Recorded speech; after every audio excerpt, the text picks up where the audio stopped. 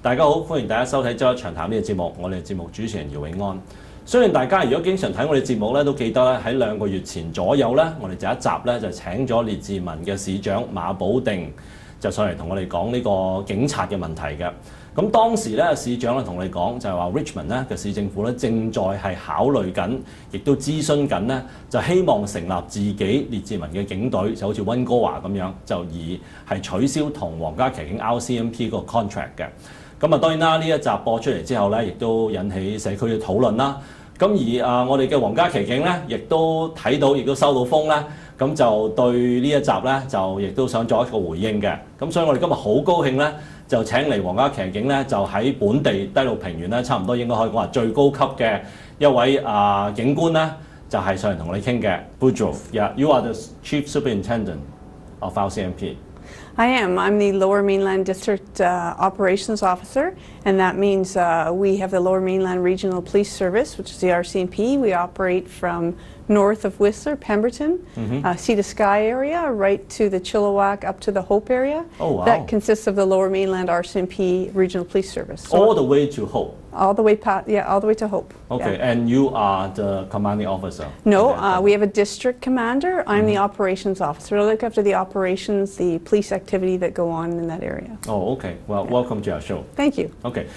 Today, as I mentioned earlier in Cantonese, it's in response to Richmond Mayor's recent appearance on our show to talk about cancelling the possibility of cancelling the RCMP contract. First of all, we'd like to hear from you. What is the difference in terms of operation between RCMP and a police force like Vancouver Police Department?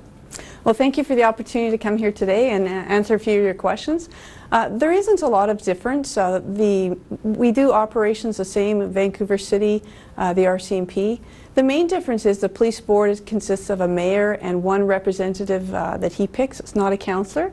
And the provincial government appoint the 5 other people to a police board. With the RCMP and the Richmond Community Safety Committee, the mayor can have anyone he wants on that committee, but it's made up of councillors. And the RCMP detachment commander meets with that board once a month, presents a report.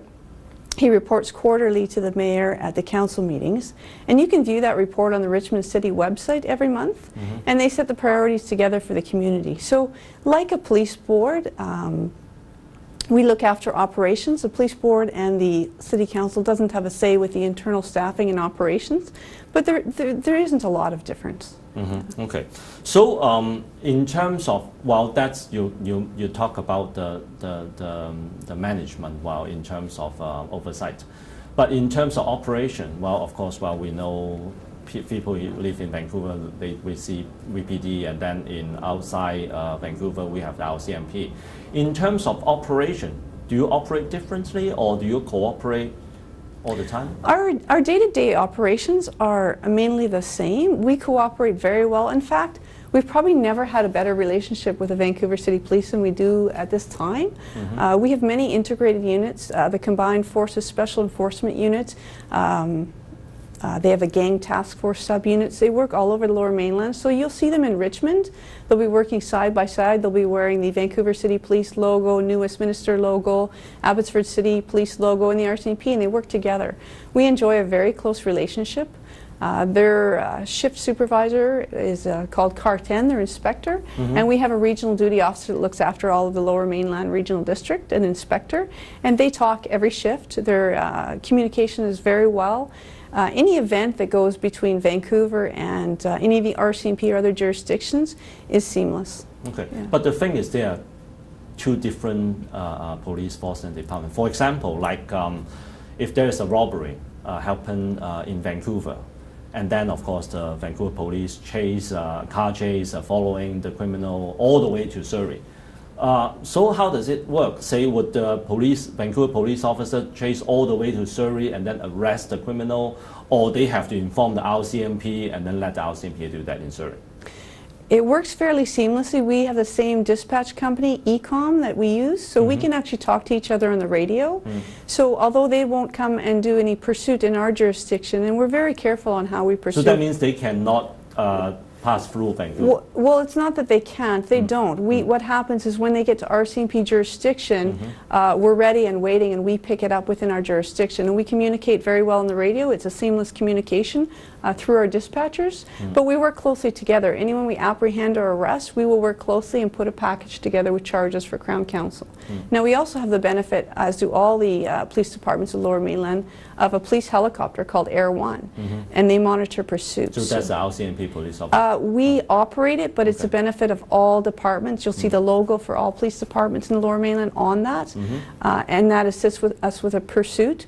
So even though it goes from an RCMP or Delta City Police or Vancouver City Police jurisdiction, there's no real disadvantage from it going between one jurisdiction from the other. It's no different from going to Surrey RCMP to Richmond RCMP. It'll be looked after in the same way. Okay, so say the pursuit and the arrest in Surrey would be done by RCMP? Yes, it would, and we would contact Vancouver City. They would be part of putting the charges forward to Crown Counsel. Okay, Yeah. let's continue that example. What if this criminal actually did robbery, property crimes in Vancouver, Burnaby, Richmond, West Vancouver, and then get caught? So in terms of investigation, you would involve, say, West Vancouver, Vancouver Police Force, RCMP. How do you work together? Would it be a very complicated process? Well, that's a great question, because actually with the assistance of our analysts, we monitor, we call them multi-jurisdictional offenders. There's many offenders that do commit crime. It's very common in multiple jurisdictions,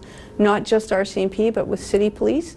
So we monitor the offenders with the crime analysts, and we have many teams that work together. We have Impact, the Integrated Municipal and Provincial Auto Theft Team, CFSEU, as I mentioned, and we also have a newer unit called the Real-Time Intelligence Center that we're all part of.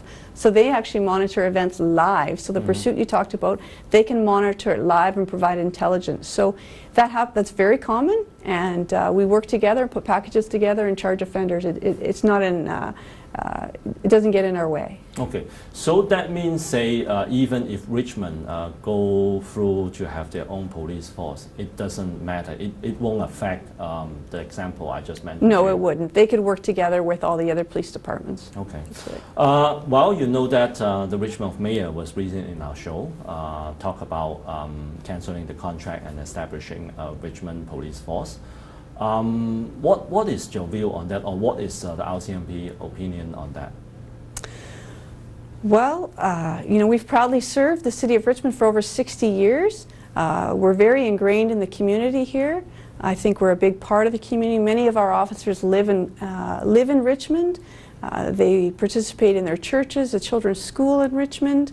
I know that Richmond enjoys the lowest, one of the lowest crime rates. In fact, the lowest crime rate in all of the Lower Mainland for the last 3 years. The mayor's never complained about our police service. He's very happy with the day-to-day service. He's happy with the lower crime rate. In our view, we'd proudly serve for another 60 years. I think you're probably aware, 2 of our members made the ultimate sacrifice, Constable Agar and Constable Ng, to the city of Richmond. We'd proudly serve for another 60 years here. There is a perception that because RCMP it's a federal force, and then of course while the top master is in Ottawa, and then police force like Vancouver Police Department, they have the police board. Is that a concern? Or is that a myth that actually because this is a federal force and then that all the things has been decided and then have to manage in Ottawa?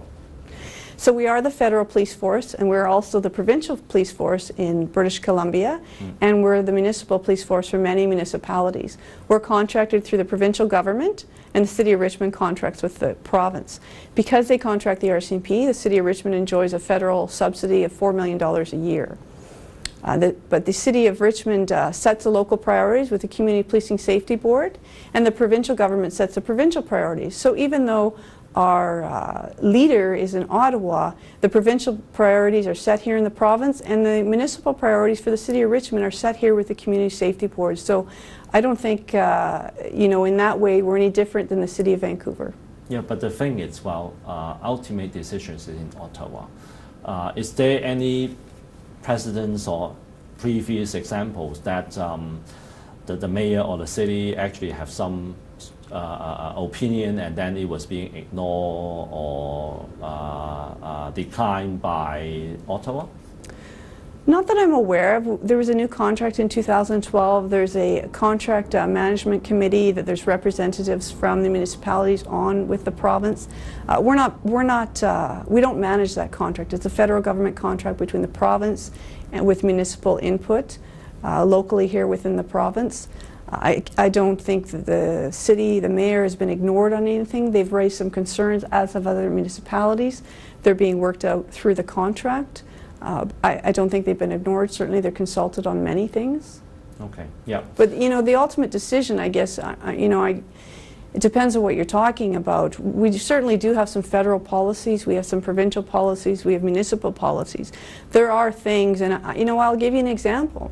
The City of Richmond and all of the RCMP, as a result of the tragedies in Moncton and Mayerthorpe, were told that our officers were getting carbines. Now, we require those carbines to do our daily duties, but we're no different than any other modern police force who's going to buy carbines. So although the city was told that they would have to buy carbines for our officers, whether they had their own municipal police force, they would have to buy carbines as well. OK， 好啦，咁就呢一節到呢度，咁當然啦，我哋要講到呢個咁複雜嘅，究竟列治文應唔應該成立自己嘅警隊咧？